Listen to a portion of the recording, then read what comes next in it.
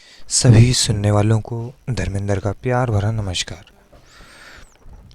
संपूर्ण पवित्र शास्त्र हम सुन रहे हैं। साथियों, आज हम सुनेंगे डे 53 में निर्गमन अध्याय 3, उसके बाद यशायाह अध्याय 2, उसके बाद भजन संहिता 105 और 106, अंत में लुका अध्याय 9। चलिए सुने निर्गमन अध्याय 3। मूसा अपने ससुर यित्रो नामक मिद्यान के याजक की भेड़ बकरियों को चराता था और वह उन्हें जंगल की पश्चिमी ओर होरेब नामक परमेश्वर के पर्वत के पास ले गया। और परमेश्वर के दूत ने एक कटीली झाड़ी के बीच आग की लौ में उसको दर्शन दिया और उसने दृष्टि उठाकर देखा कि झाड़ी जल रही है पर भस्म नहीं होती। तब मूसा ने कहा, मैं उधर जाकर इस बड़े आश्चर्य को देखूंगा कि वह झाड़ी क्यों नहीं जल जाती। जब यहोवा ने देखा कि मूसा देखने को मुड़ा चला आता है, तब परमेश्वर ने झाड़ी के बीच से उसको पुकारा, हे मूसा, हे मूसा। मूसा ने कहा, क्या आज्ञा? उसने कहा, इधर पास मत आ और अपने पाँवों से जूतियों को उतार दे, क्योंकि जिस स्थान पर तू खड़ा है वह पवित्र भूमि है। फिर उसने कहा, मैं तेरे पिता का परमेश्वर और अब्राहम का परमेश्वर, इसहाक का परमेश्वर और याकूब का परमेश्वर हूँ। तब मूसा ने, जो परमेश्वर की ओर देखने से डरता था, अपना मुंह ढाँप लिया। फिर यहोवा ने कहा, मैंने अपनी प्रजा के लोग जो मिस्र में हैं उनके दुख को निश्चय देखा है और उनकी जो चिल्लाहट परिश्रम करने वालों के कारण होती है उसको भी मैंने सुना है और उनकी पीड़ा पर मैंने चित्त लगाया है।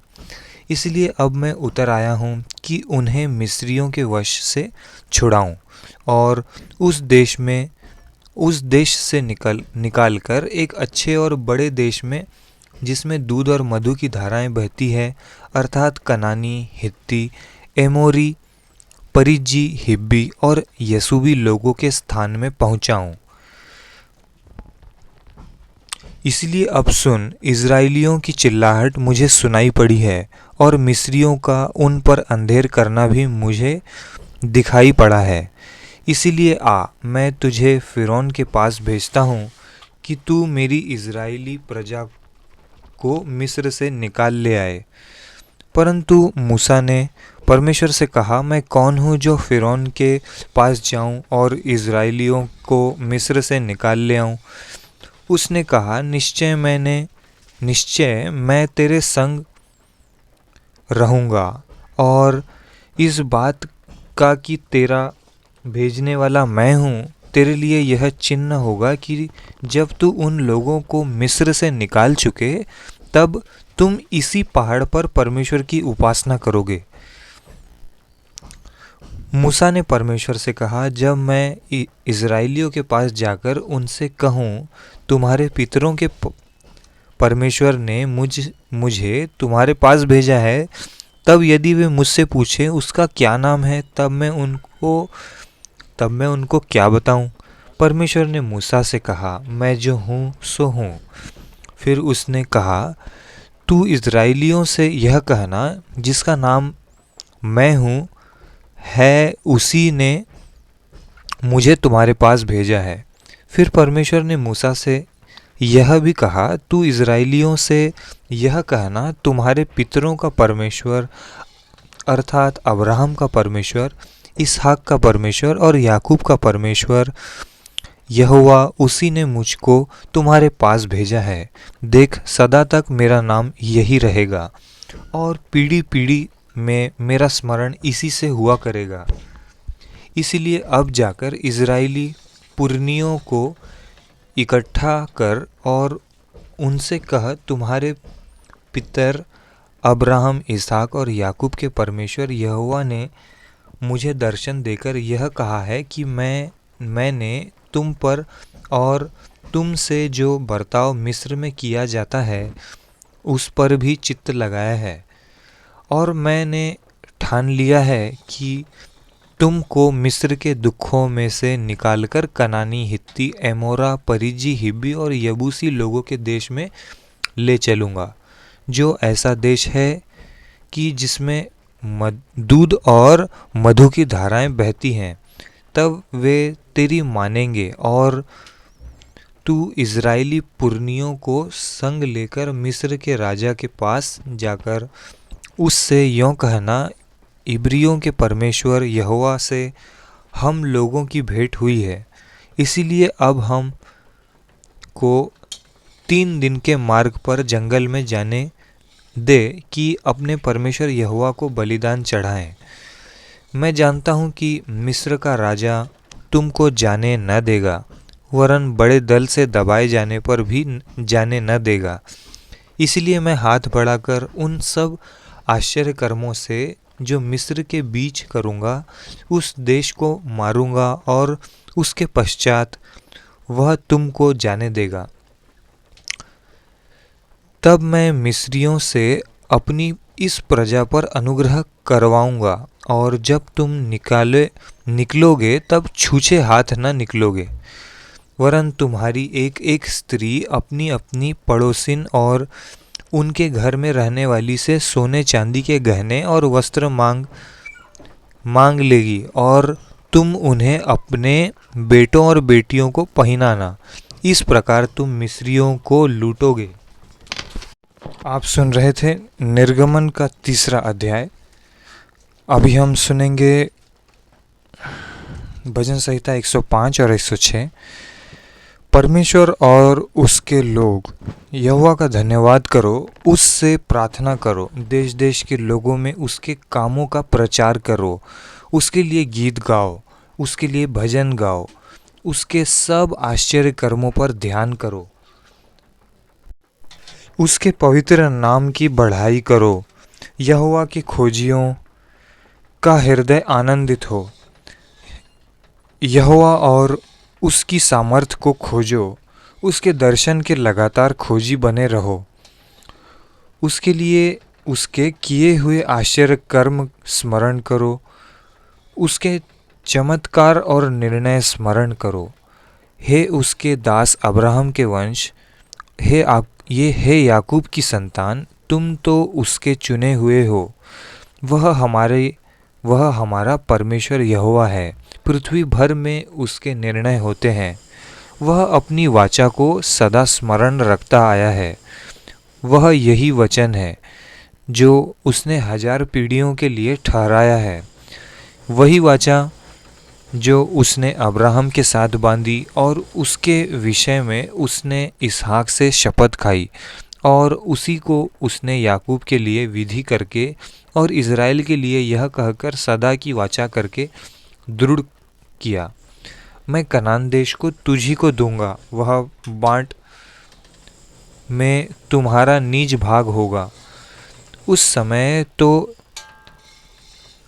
वे गिनती में थोड़े थे, वरन बहुत ही थोड़े, और उस देश में परदेसी थे। वे एक जाति से दूसरी जाति में और एक राज्य से दूसरे राज्य में फिरते रहे, परंतु उसने किसी मनुष्य को उन पर अंधेर करने न दिया। वह राजाओं को उनके निर्मित यह धमकी देता था, मेरे अभिषिक्तों को मत छुओ और न मेरे नबियों की हानि करो। फिर उसने उस देश में अकाल भेजा और अन्न के सब आधार को दूर कर दिया। उसने यूसुफ नामक एक पुरुष को उनसे पहले भेजा था, जो दास होने के लिए बेचा गया था। लोगों ने उसके पैरों में बेड़ियां डालकर उसे दुख दिया। वह लोहे की सांकलों से जकड़ा गया।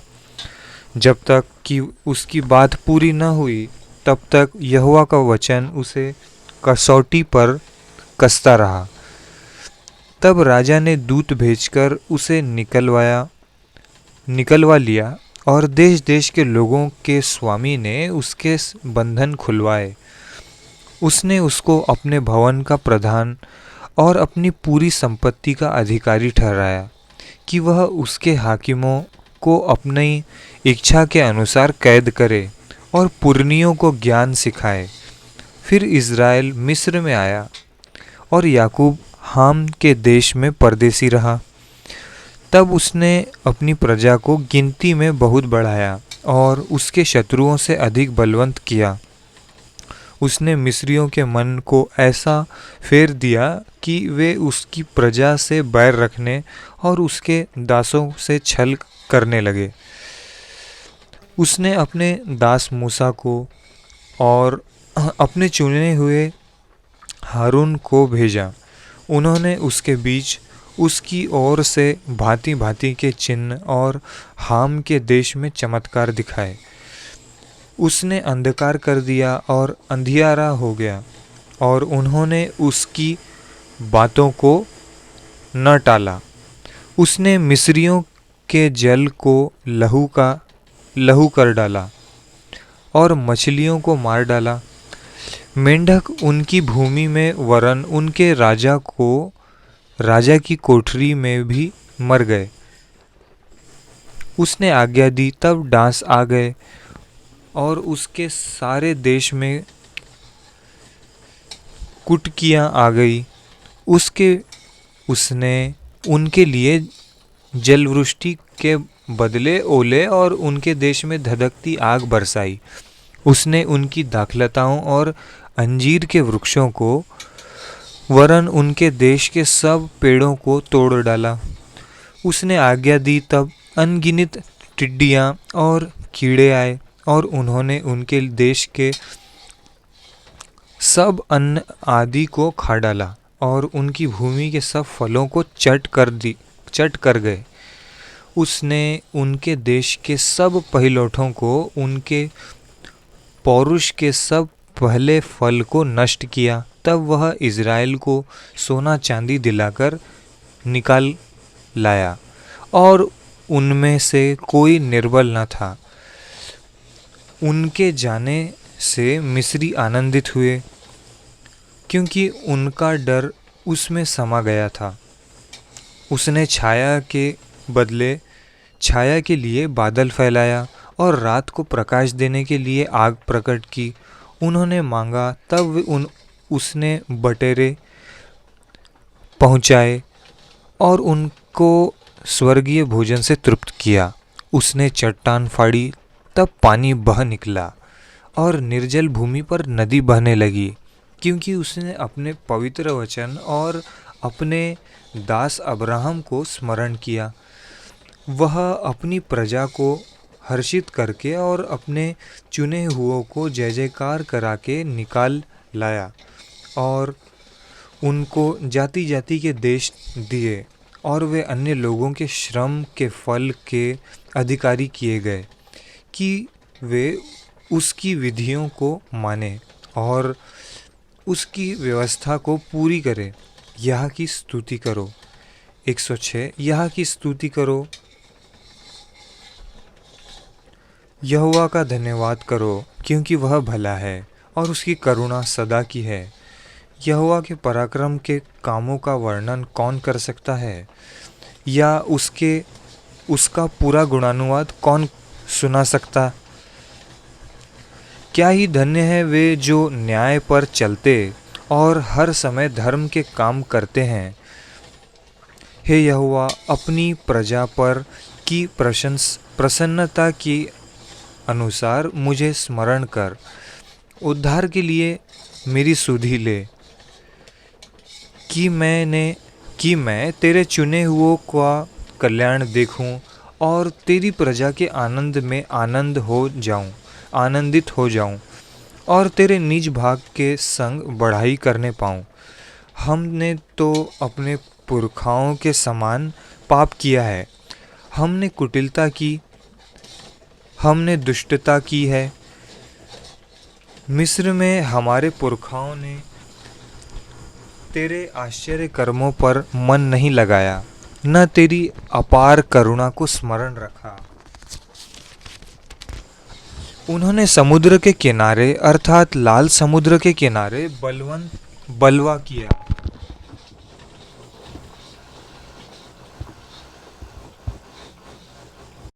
तो भी उसने अपने नाम के निमित्त उनका उद्धार किया, जिससे वह अपने पराक्रम को प्रकट करे।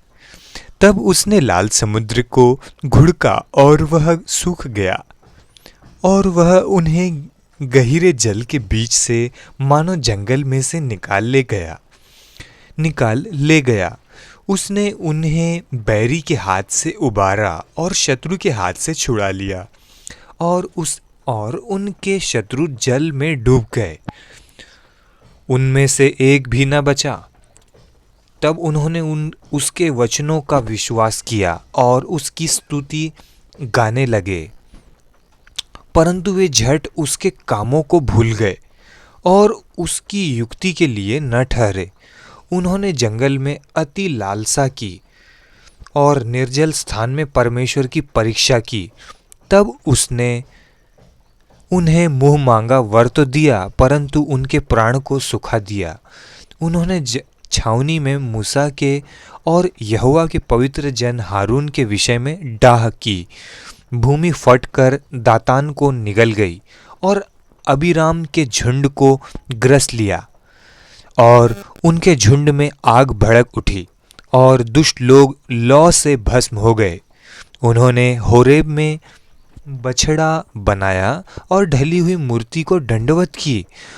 यों उन्होंने अपनी महिमा अर्थात परमेश्वर को घास खाने वाले बैल की प्रतिमा से बदल डाला। मूर्ति को ये कर रहे थे वो लोग। वे अपने उद्धारकर्ता परमेश्वर को भूल गए, जिसने मिस्र में बड़े बड़े काम किए थे। उसने तो हाम के देश में आश्चर्य कर्म और लाल समुद्र के तट पर भयंकर काम किए थे। इसलिए उसने कहा कि मैं उनका सत्यानाश कर डालता यदि मेरा चुना हुआ मूसा जोखिम के स्थान में उनके लिए खड़ा न होता, ताकि मेरी जलजलाहट को ठंडा करे। कहीं ऐसा न हो कि मैं उन्हें नष्ट कर डालूं।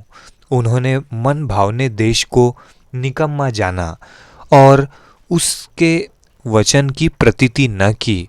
वे अपने तंबुओं में कुड़कुड़ाए और यहोवा का कहा न माना। तब उसने उनके विषय में शपथ खाई कि मैं इनका जंगल में नाश करूंगा और इनके वंश को अन्य जातियों के सम्मुख गिरा दूंगा और देश देश में तितर बितर करूंगा।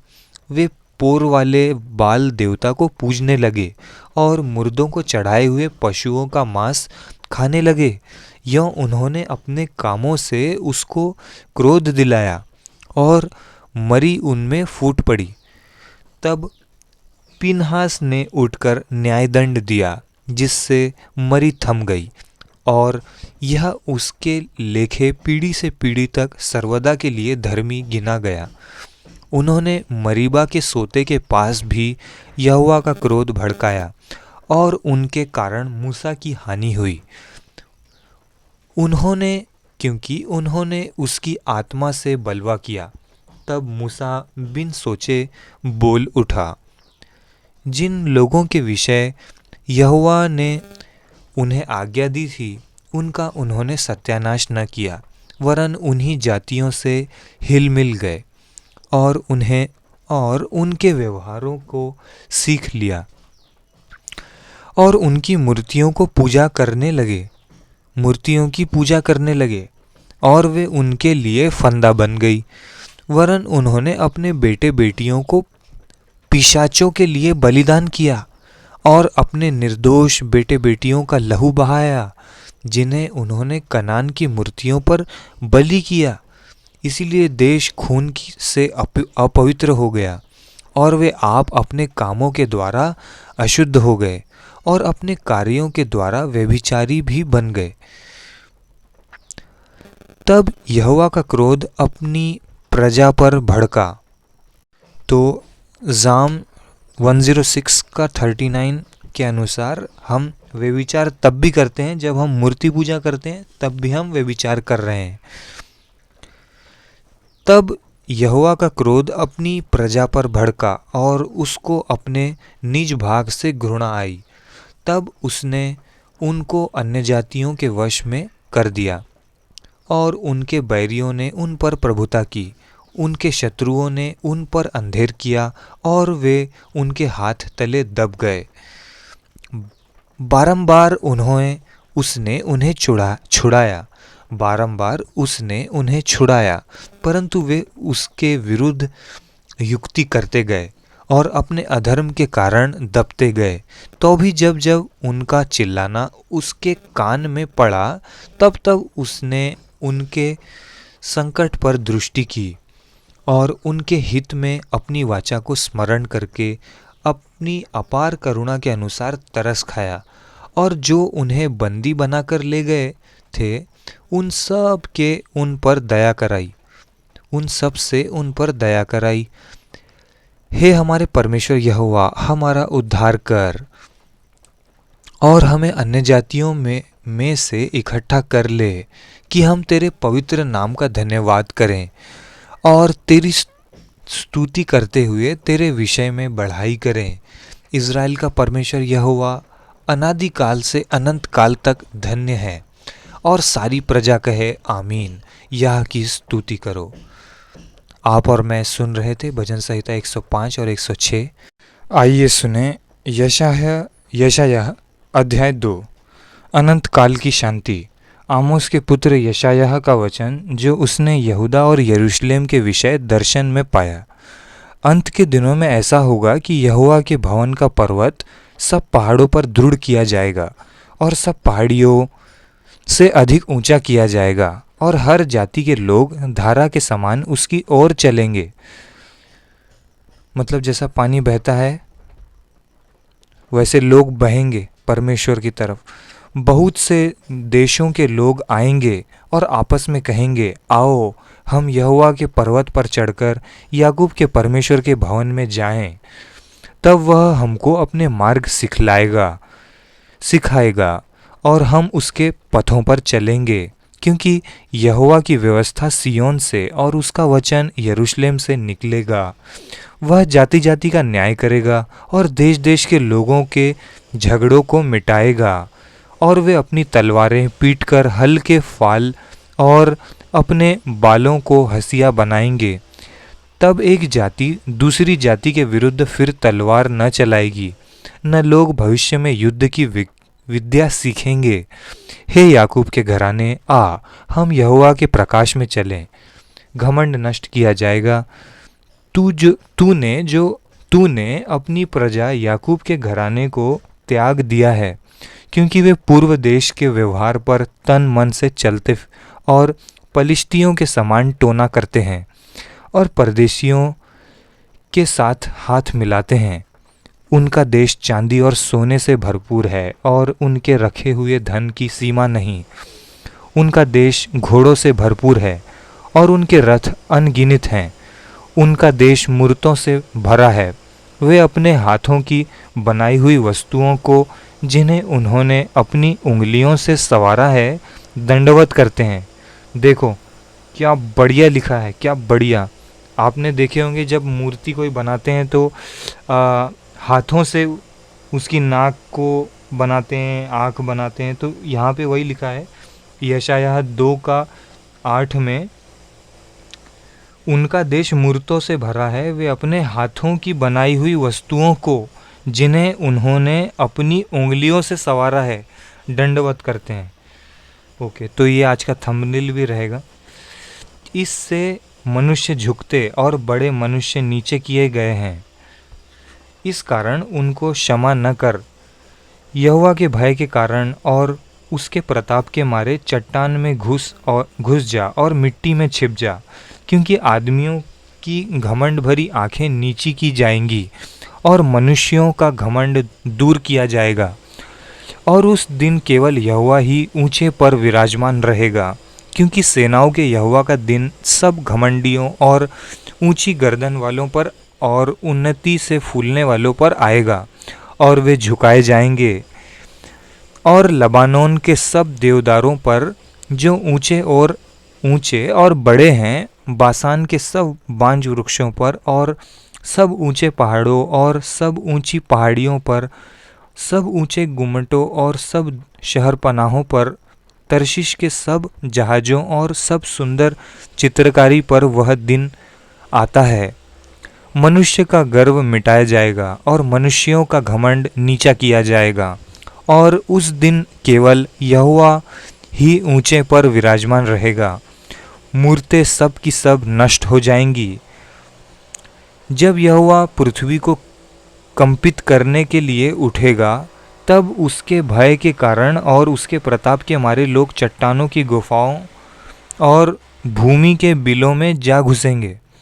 उस दिन लोग अपनी चांदी सोने की मूर्तों को, जिन्हें उन्होंने दंडवत करने के लिए बनाया था, छछूंदरों और चमगीदड़ों के आगे फेंकेंगे। और जब यहोवा पृथ्वी को कंपित करने के लिए उठेगा, तब वे उसके भय के कारण और उसके प्रताप के मारे चट्टानों की दरारों और पहाड़ियों के छेदों में घुसेंगे। इसीलिए तुम मनुष्य से परे रहो, जिसकी श्वास उसके नथनों में है, क्योंकि उसका मूल्य है ही क्या। Amazing return. पूरा ये यशायाह 2 मूर्ति के बारे में लिखा है। आइए सुने लूका अध्याय 9। 12 प्रेरितों का भेजा जाना। फिर उसने 12 को बुलाकर उन्हें सब दुष्टात्माओं और बीमारियों को दूर करने की सामर्थ और अधिकार दिया, और उन्हें परमेश्वर के राज्य का प्रचार करने और बीमारों को अच्छा करने के लिए भेजा। उसने उनसे कहा, मार्ग के लिए कुछ न लेना, न तो लाठी, न झोली, न रोटी, न रुपए, और न 2 कुर्ते। जिस किसी घर में तुम उतरो वहीं रहो और वहीं से विदा हो। जो कोई तुम्हें ग्रहण न करे, उस नगर से निकलते हुए अपने पाँव की धूल झाड़ डालो, कि उन पर गवाही हो। अंततः वे निकलकर गांव-गांव सुसमाचार सुनाते और हर कहीं लोगों को चंगा करते हुए फिरते रहे। हेरोदेस की उलझन। देश के चौथाई का राजा हेरोदेस यह सब सुनकर घबरा गया, क्योंकि कुछ ने कहा कि यूहन्ना मरे हुओं में से जी उठा है, और कुछ ने यह कि एलिया दिखाई दिया है, और औरों ने यह कि पुराने भविष्यद्वक्ताओं में से कोई जी उठा है। परंतु हेरोदेस ने कहा, यूहन्ना का तो मैंने सिर कटवाया। अब यह कौन है जिसके विषय में ऐसी बातें सुनता हूँ? और उसने उसे देखने की इच्छा की। 5000 पुरुषों को खिलाना। फिर प्रेरितों ने लौटकर जो कुछ उन्होंने किया था उसको बता दिया, और वह उन्हें अलग करके बैतसैदा नामक नगर को ले गया। यह जानकर भीड़ उसके पीछे हो ली, और वह आनंद के साथ उनसे मिला और उनसे परमेश्वर के राज्य की बातें करने लगा, और जो चंगे होना चाहते थे उन्हें चंगा किया। जब दिन ढलने लगा तो 12 ने आकर उससे कहा, भीड़ को विदा कर कि चारों ओर से गांवों और बस्तियों में जाकर टिके और भोजन का उपाय करे, क्योंकि हम यहाँ सुनसान जगह में हैं। उसने उनसे कहा, तुम ही उन्हें खाने को दो। उन्होंने कहा, हमारे पास 5 रोटी और 2 मछलियों को छोड़ और कुछ भी नहीं, परंतु हाँ, यदि हम जाकर इन सब लोगों के लिए भोजन मोल ले तो हो सकता है। वे लोग तो 5000 पुरुषों के लगभग थे। तब उसने अपने चेलों से कहा, उन्हें 50-50 करके पांति-पांति बैठा दो। उन्होंने ऐसा ही किया और सबको बैठा दिया।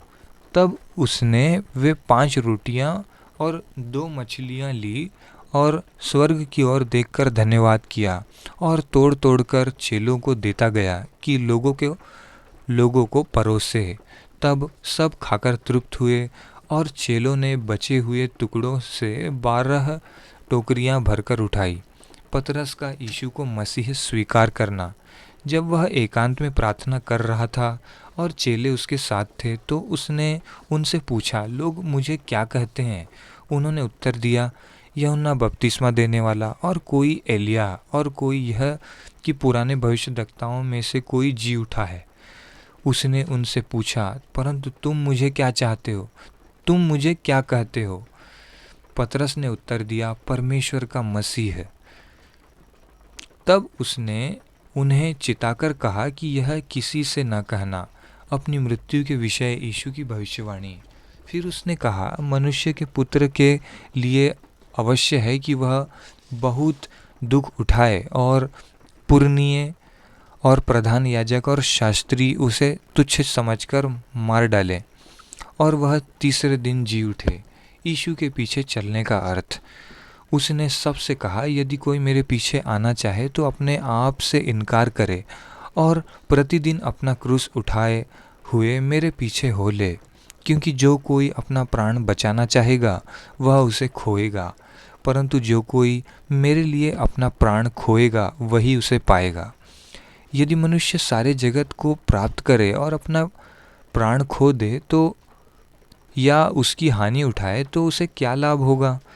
जो कोई मुझसे और मेरी बातों से लजाएगा, मनुष्य का पुत्र भी जब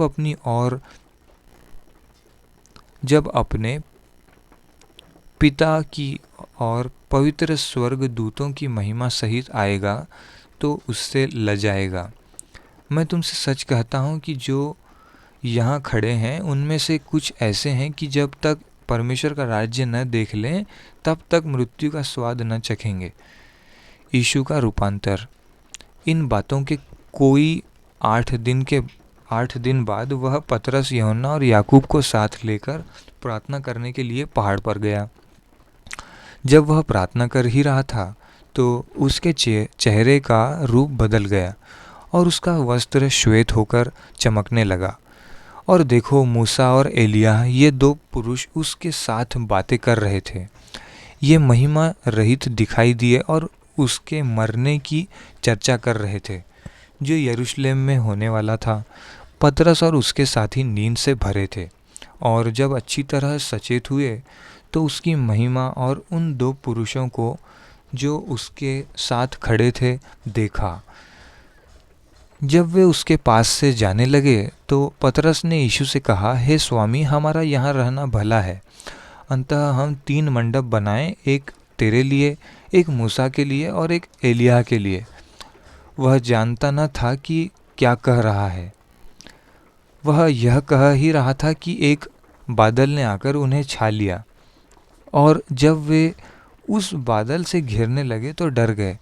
तब उस बादल में से यह शब्द निकला, यह मेरा पुत्र और मेरा चुना हुआ है, इसकी सुनो। यह शब्द होते ही यीशु अकेला पाया गया और वे चुप रहे और जो कुछ देखा था उसकी कोई बात उन दिनों में किसी से न कही। दुष्टात्माग्रस्त बालक को चंगा करना। दूसरे दिन जब वे पहाड़ से उतरे तो एक बड़ी भीड़ उससे आ मिली। और देखो, भीड़ में से एक मनुष्य ने चिल्लाकर कहा, हे गुरु, मैं तुझसे विनती करता हूँ कि मेरे पुत्र पर कृपा दृष्टि कर, क्योंकि वह मेरा एकलौता है और देख, एक दुष्टात्मा उसे पकड़ती है और वह एकाएक चिल्ला उठता है और वह उसे ऐसा मरोड़ती है कि वह मुंह में फेन भर लाता है और उसे कुचलकर कठिनाई से छोड़ती है। मैंने तेरे चेलों से विनती की कि उसे निकाले, परंतु वे न निकाल सके। यीशु ने उत्तर दिया, हे अविश्वासी और हठीले लोगों, मैं कब तक तुम्हारे साथ रहूँगा और तुम्हारी सहूँगा। अपने पुत्र को यहाँ ले आ। और वह आ ही रहा था कि दुष्टात्मा ने उसे पकड़कर मरोड़ा, परंतु यीशु ने अशुद्ध आत्मा को डांटा और लड़के को अच्छा करके उसके पिता को सौंप दिया। तब सब लोग परमेश्वर के महासामर्थ्य से चकित हुए। अपनी मृत्यु के विषय यीशु की पुनः भविष्यवाणी। परंतु जब सब लोग उन सब कामों से जो वह करता था अचंभित थे, तो उसने अपने चेलों से कहा, तुम इन बातों पर कान दो, क्योंकि मनुष्य का पुत्र मनुष्यों के हाथ में पकड़वाया जाने को है। परंतु वे इस बात को न समझते थे और यह उनसे छिपी रही कि वे उसे जानने न पाएं, और वे इस बात के विषय में उससे पूछने से डरते थे, सबसे बड़ा कौन। फिर उनमें से यह विवाद होने लगा कि हम में से बड़ा कौन है। पर यीशु ने उनके मन का विचार जान लिया और एक बालक को लेकर अपने पास खड़ा किया और उनसे कहा, जो कोई मेरे नाम से इस बालक को ग्रहण करता है, वह मुझे ग्रहण करता है, और जो कोई मुझे ग्रहण करता है, वह मेरे भेजने वाले को ग्रहण करता है। क्योंकि जो तुम में सबसे छोटे से छोटा है, वही बड़ा है। जो विरोध में नहीं, वह पक्ष में है। तब यूहन्ना ने कहा, हे स्वामी, हमने एक मनुष्य को तेरे नाम से दुष्टात्माओं को निकालते देखा, और हमने उसे मना किया, क्योंकि वह हमारे साथ होकर तेरे पीछे नहीं हो लेता। यीशु ने उससे कहा, उसे मना मत करो, क्योंकि जो तुम्हारे विरोध में नहीं, वह तुम्हारी ओर है।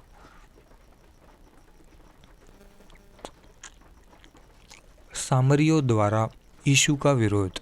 जब उनके ऊपर उठाए जाने के दिन पूरे होने पर थे, तो उसने यरूशलेम जाने का विचार दृढ़ किया।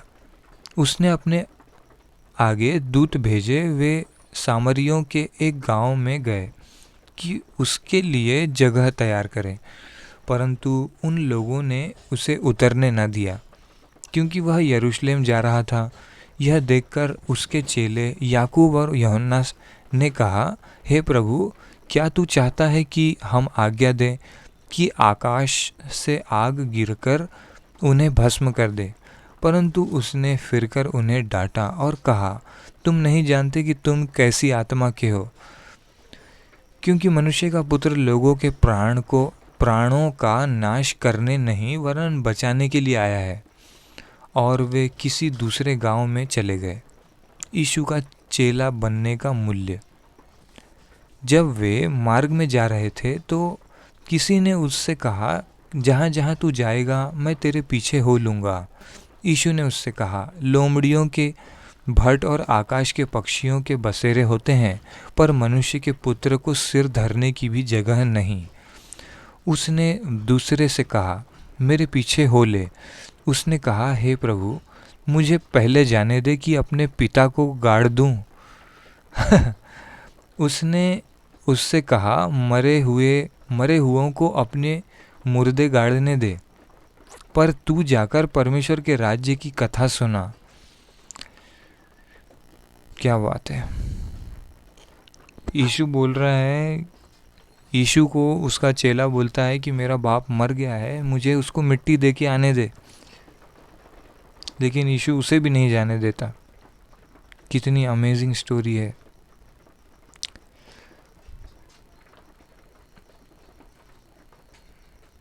हाँ, तो उसको बोलता है, मरे हुओं को अपने मुर्दे गाड़ने दे, पर तू जाकर परमेश्वर के राज्य की कथा सुना। एक और ने भी कहा, हे प्रभु, मैं तेरे पीछे हो लूँगा, पर पहले मुझे जाने दे कि अपने घर के लोगों से विदा ले आऊँ। यीशु ने उससे कहा, जो कोई अपना हाथ हल पर रखकर पीछे देखता है, वह परमेश्वर के राज्य के योग्य नहीं। बहुत ही अमेजिंग सी ये स्टोरी है। हम सुन रहे थे लुका अध्याय 9, डे 53 के लिए टास्क पूरा हुआ। परमेश्वर आपको बहुत आयत से आशीष दे, और जैसे आप ये पूरा वचन सुन लेते हैं, परमेश्वर को अपना पहला स्थान देते हैं, परमेश्वर आपके जीवन में अद्भुत कार्य करे और आपके जीवन की हर आशीषों को अनलॉक करे।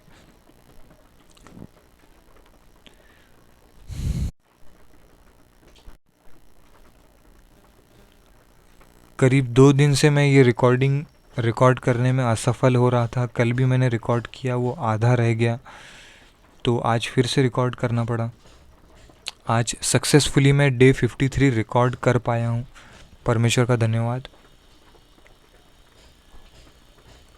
अभी मैंने खाना नहीं खाया है, 4:05 हो रहे हैं और तारीख है 6 दिसंबर 2023। आप सुन रहे थे संपूर्ण पवित्र शास्त्र